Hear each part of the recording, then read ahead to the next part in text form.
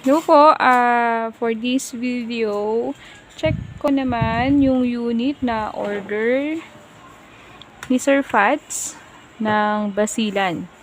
Okay, so tatlong rifle kasi yan. So, bali, unahin natin i-check yung kanya order na E-Crane 302. So, meron na siyang kasamang stock battery and charger. Yung charger niya, USB. Ayan, ganyan klase. Okay, tapos meron din siyang order na .28 na bala, foregrip at yung sling para dito sa unit niya na EC302. Okay, so try muna natin ikabit itong mga accessories. So, si sling, meron na siya naka-ready ganito. So, kakabit na lang natin yan i-clip na lang natin dyan yung sling. Ayan. And, syempre, si foregrip, doon siya sa railings. So, kailangan, luwagan muna natin. Kailangan tong part na to, bumaba muna siya. Ayan. Pag nakababa na yan, pwede na natin siyang i-slide doon sa railing. So, ikaw na lang yung mag-a-adjust kung saan part mo siya gustong ilagay. So, nilagay natin sa part na to. Okay, so C302 ito yung tsura niya. M4CQB, tapos ganyan yung mga markings. Ayan. Colt AR-15 property of US government M16. Caliber 5.56 mm. Ayan. Siyempre yung mga rifle, meron siyang switch selector, semi-safe, and yan yung full auto. Okay, so una, try natin lagay yung ating battery. Ito is stock battery, kasama to dun sa box. Okay, kung gusto mo yung maglagay ng li-poly battery, mas okay din siya. Okay, so kabit natin yung ating battery. Yung battery, dito siya ikinakabit. So, kailangan tanggalin muna natin to para makita natin yung pagkakabitan ng ating battery.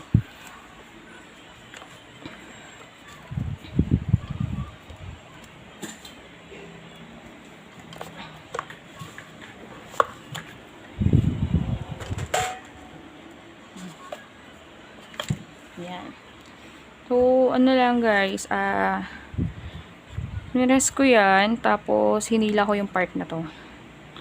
Tapos in-slide ko lang siya. Okay. Tapos, ito na. Ilabas natin yung kabitan ng battery. Ayan. So, dyan natin i-connect tong ating battery. Ayan. Square sa square, circle sa circle. Tama ako. Ayan. So, pag na-connect na yan, ayan.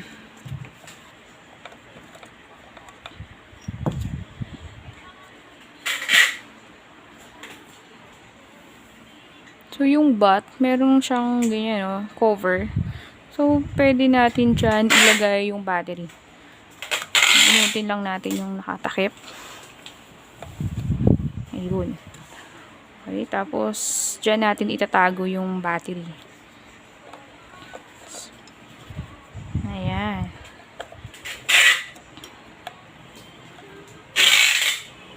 Di ba? Okay, so, pag naitago na natin yung ating battery,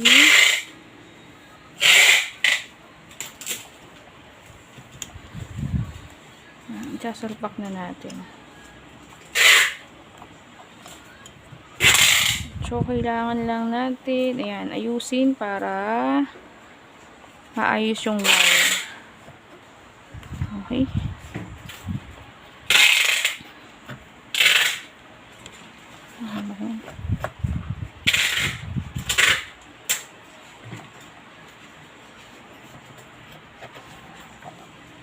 Wait lang. So, yun guys, kailangan pala nakaganyan. Ayan. Kasi itong part na to, dito siya dadaan. Okay, so try ulit natin. Yun. Okay, then hilain ko ulit to. Tapos, para maitulak natin.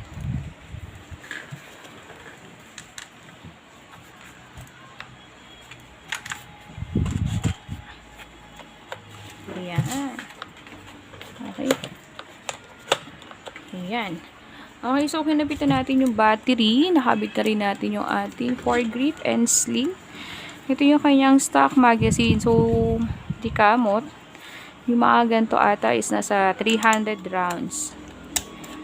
Ayan. So, dito natin dadaan yung ating bala. So, reload tayo. And test natin yung unit.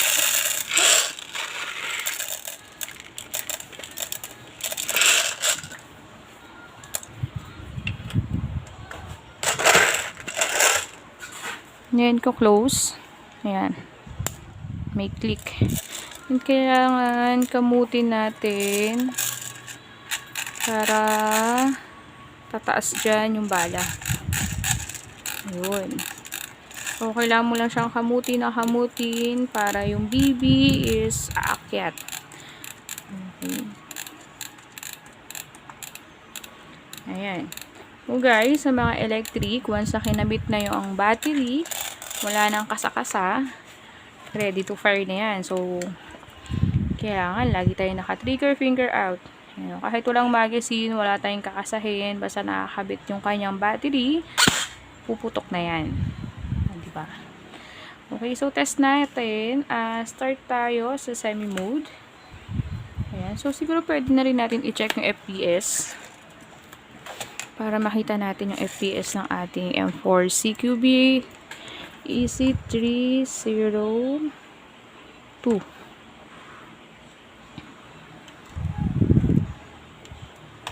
Okay. Yan kaya ang magiging FPS niya. Yung mga gantong electric, guys, basic electric siya. So, wala siyang blowback na effect gaya ng mga gas type. Okay. Ayan. So, test tayo.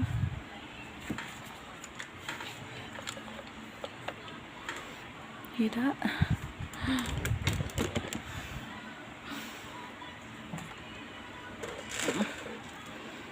Okay.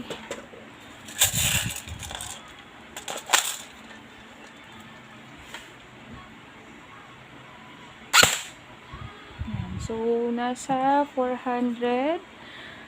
Kita ba? 23.5.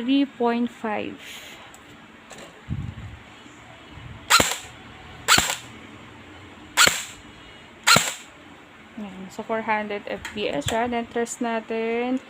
Adjust tayo sa full auto.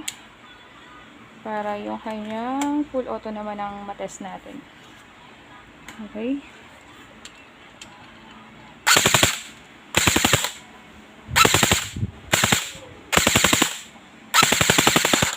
Ayun. So, wala na siyang bala. For safety, syempre, ganun pa rin. Didilist natin una yung magazine. Okay.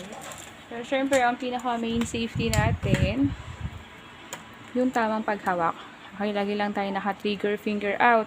Kasi, hindi siya katulad ng gas type na pag naka-release na yung magazine is hindi na siya puputok. Kasi, ang electric, kahit wala siyang magazine, basta nakakabit yung battery, puputok pa rin yan. Okay. Okay, so yun. Okay itong unit. So, process na natin siya 4-pack. And, check naman natin yung ibang unit na order ni Sir Fads. Ayan. So, yun. Thank you so much. And, God bless. Bye-bye.